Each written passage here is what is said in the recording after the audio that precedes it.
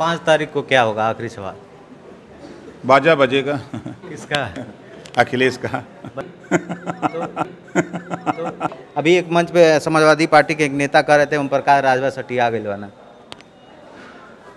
देखिए, समाजवादी पार्टी का कुल जितना नेता हैं सब सठिया गल हुआ। क्या राजभर सिर्फ वोटर बन के रह जाएगा या फिर उसका विकास भी करेंगे ओम प्रकाश राजभर? भाई साहब, गांव वाले रिपोर्टर विष्णु प्रभाकर का आप सबका नमस्कार है। और बता दें, घोसी का उपचुनाव सिर्फ ये 2 विधायकों की लड़ाई नहीं है, बल्कि वर्चस्व की लड़ाई है, क्योंकि घोसी के लिए भी कहा जाता है कि ओम प्रकाश राजभर जी का गढ़ है।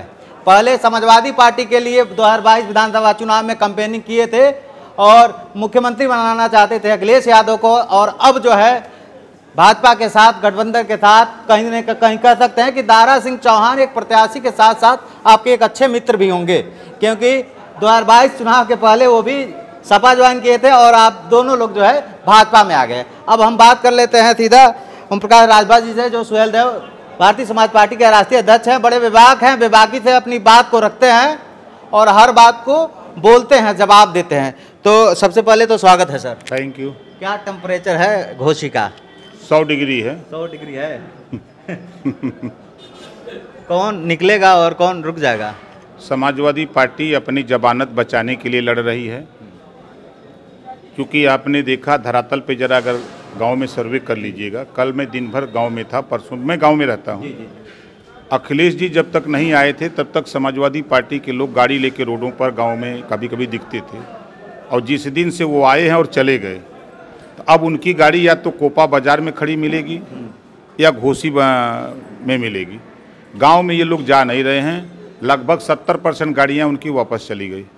वो अखिलेश जी बता दिए कि अब आप लोग चले जाओ, यहाँ कुछ है नहीं। अखिलेश जी आए थे 2 दिन पूर्व में और समाजवादी पार्टी के तमाम कार्यकर्ता, खुद जो है सुधाकर सिंह का कहना है, अब हम मान चुके हैं कि अब विजय श्री हमको प्राप्त हो गया है, और ओम प्रकाश राजभर जी के आ जाने से थोड़ा प्रभाव तो पड़ा है, लेकिन उनको कहना है कि राजभर समाज के जो वोटर है वही अभी ओम प्रकाश राजभर से कट गए हैं। एक और किसी पीले गमछे वाला चाचा की एंट्री हो गई है। समाजवादी पार्टी के पूर्व मुख्यमंत्री जो थे अखिलेश यादव जी के उस दिन कार्यक्रम पर देखा गया। देखिए, चिल्लर की चर्चा ज़्यादा होती है। चिल्लर की चर्चा ज़्यादा होती है। इस समय उत्तर प्रदेश में राजपूत बिरादरी का एकलौता नेता योगी आदित्यनाथ जी को लोगों ने मान लिया है। 5% अपवाद हो सकता है। यादव 90% समाजवादी पार्टी को मान लिया है। 95% दलित मायावती को नेता मान लिया है। मान रहे हैं ना जी। आज ओम प्रकाश राजभर की चर्चा या बौखलाहट लोगों की जबान पे जो है, इसी वजह से है कि राजभर समाज भारतीय समाज पार्टी के साथ वो 95% 90% खड़ा हो गया है। इसी से बौखलाहट है। उनकी पूरी रैली में 26 आदमी गए थे। गिनती मैंने भी कराई थी, मैंने भी लगाया था अपना रिपोर्टर। 26 लोग गए थे, जिसमें मात्र 4 वोटर थे। मात्र 4 वोटर थे, और जो बच्चे गए थे उनकी किसी की उम्र 7 साल, 8 साल, 10 साल, 12 साल। तो 4 वोट है। अब उनके घर में जितना वोट हो। आप पूर्वांचल में लगातार सक्रिय रहते हैं, खास करके चाहे वो गोरखपुर जिला हो, मऊ जिला हो, घोसी हो, हर जगह सक्रिय रहते हैं। घोसी की समस्या क्या देख पा रहे हैं अभी आप? देखिए, घोसी की समस्या जनता की जो वास्तव में समस्या है, देखिए जैसे सड़क और ग्रामीण इलाके में, कल मैं गया था एक गांव में, 76 साल की आज़ादी में अभी राजभर बस्ती में कच्ची रास्ता है। किस मुंह से वोट की बात करते हैं लोग? चले जाएं। कल हमारे पत्रकार एंकर साथी गए थे वहाँ उस गांव में। हमने कहा देख लो भाई, उनकी गाड़ी फंस गई तो राजभर ठेल करके पास किए, हमारी गाड़ी फंस गई तो राजभर ठेल करके पास किए। किस मुंह से लोग वोट मांग रहे हैं? आज पूरे मऊ जनपद में 2-2 बार 4-4 बार उनकी सरकार थी, 2-2 बार विधायक थे ना। एक भी राजभर को दरोगा बनवाया हो या 4 को सिपाही बनाया हो राजभर को, चौहान को, पाल को, प्रजापति को, बिंद को, गोंड को, तब ना वोट मांगने की हकदारी हैं। एक भी तो काम नहीं किए हो आप, खाली वोट चिल्लाते हो। चुनाव बीत जाता है तो फिर वोट आपको भूल जाता है कि कौन लोग वोट दिए हैं। फिर समाजवादी पार्टी, अभी तो मैं कल मेरे यहाँ एक फोन आया, 2 फोन आए कि समाजवादी पार्टी के लोग धमका रहे हैं कि ठीक है वोट दे दो कमल के फूल पर, चुनाव के बाद क्या होगा।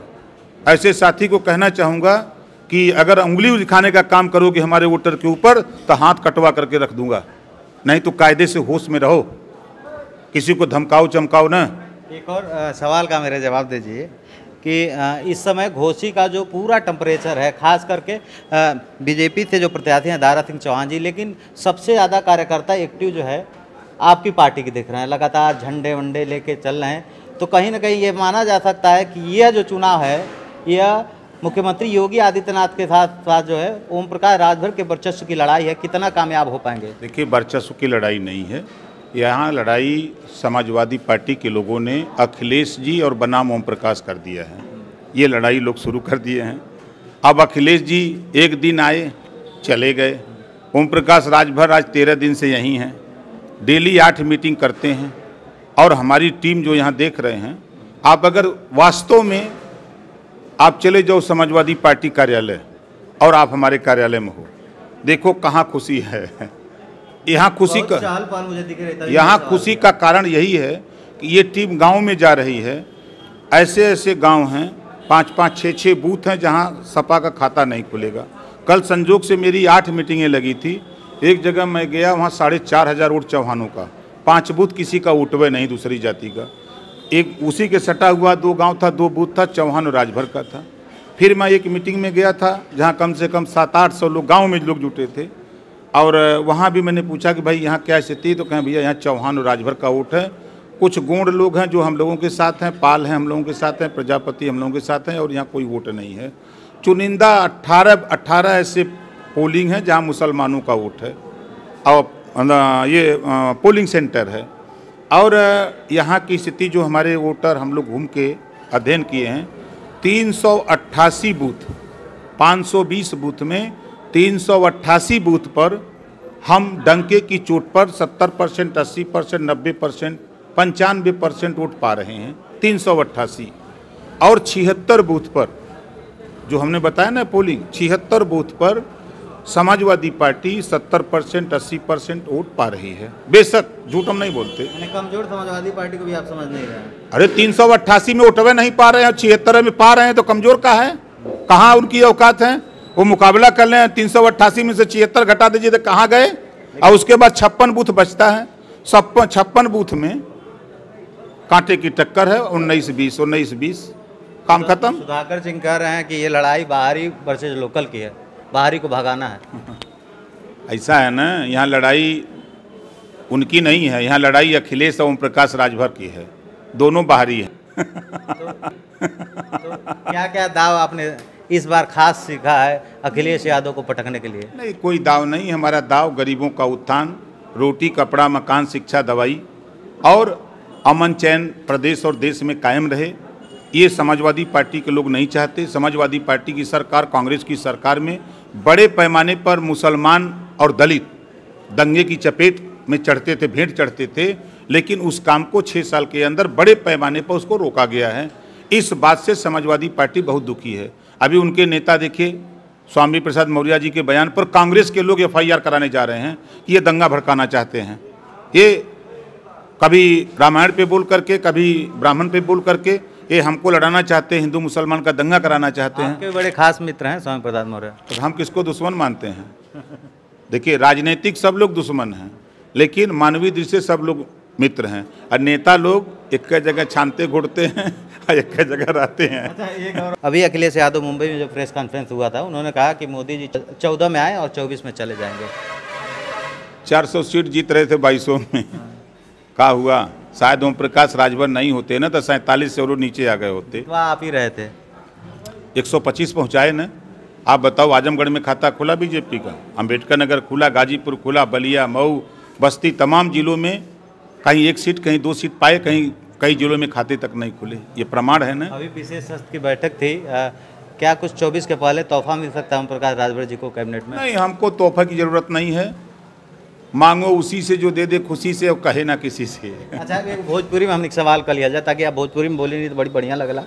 अभी एक मंच पे समाजवादी पार्टी के एक नेता कह रहे थे ओम प्रकाश राजभर सटिया गए वाला। देखिए, समाजवादी पार्टी का कुल जितना नेता हैं सब सठिया गल हुआ। पहली बार अपने जीवन में हम दिखली कि पहली बार प्रोफेसर राम गोपाल जी भरौटी में जाके गिड़गिड़ात रहे, दे दो राजभर जी, दे दो, जान बचा दो राजभर, इज्जत बचा दो राजभर, ललकार रहे थे। पहली बार अपने पूरे राजनीतिक कैरियर में पहली बार प्रोफेसर साहब भरौटी में गए हैं। जब सरकार थी तो सिपाही बनाने की बात थी, तब इनके कपड़े महक रहे थे। राजभर, चौहान, पाल, प्रजापति, बिंद, केवट, मल्ला के कपड़े महक रहे थे। इनके शरीर से बदबू आ रही थी। जो 18% वोट देता है, जुल्हा दुनिया अंसारी, साईं दर्जी, फकीर शेख सैयद पठान, उसके भी कपड़े से बदबू आ रही थी। फिर उनको नहीं इन लोगों ने पहचाना। और 4 बार की सरकार में क्या दिया इन लोगों ने मुसलमानों को, क्या दिया पिछड़ों को? सिर्फ अपने तो लूटे हैं। तो जो हक लूटने वाला है और हक दिलाने वाला, यहाँ लड़ाई लुटेरा बनाम अधिकार बचाओ का है। वो हक लूटने वाले का काम करते हैं, हम हक देने का काम करते हैं। एक मेरा सवाल था कि जिस समाज के लिए आप काम करते हैं, हमेशा राजभर समाज के लोगों के उत्थान की बात करते हैं। अब आप सरकार में हैं कहीं ना कहीं, ओम प्रकाश, राजभर समाज के लोगों के लिए अभी आपकी सरकार है, केंद्र में भी है, प्रदेश में भी है, क्या योजना है? क्या राजभर सिर्फ वोटर बन के रह जाएगा या फिर उसका विकास भी करेंगे ओम प्रकाश राजभर? देखिए, पहली चीज़ कि राजभर ही नहीं, पूरे प्रदेश में सभी जाति धर्म को 16 करोड़ रुपया 6 साल के अंदर इलाज के लिए दिया हूँ। उसमें कोई जाति बाध्यता नहीं। हाई कोर्ट का एक आदेश है 11 मार्च 2022 का कि भर राजभर जाति को उत्तर प्रदेश सरकार अनुसूचित जनजाति में शामिल करने का प्रस्ताव दिल्ली भेजे। 6 महीने तक ना सपा को चिंता थी, ना कांग्रेस को चिंता थी, ना बसपा को चिंता। अगर हुई तो ओम प्रकाश राजभर को।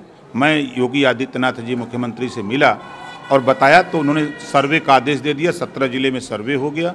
फिर 4 जुलाई 2023 को आदेश आया। फिर मैं मिला 20 तारीख को, 20 जुलाई को। फिर उन्होंने उस फाइल को 100 संस्थान को सुपुर्द कर दिया कि इसकी जांच करके फाइल तैयार करके हमको दो, इसको दिल्ली भेजना है, कोर्ट का निर्देश है। तो उस काम से हो जाएगा तो राजभर समाज जो पढ़ नहीं पा रहा है शिक्षा पैसा के अभाव में, तो वो BA कर लेगा, MA कर लेगा, M.Com कर लेगा, B.Com, मतलब 100-200 रुपये में वो डिग्री हासिल कर लेगा।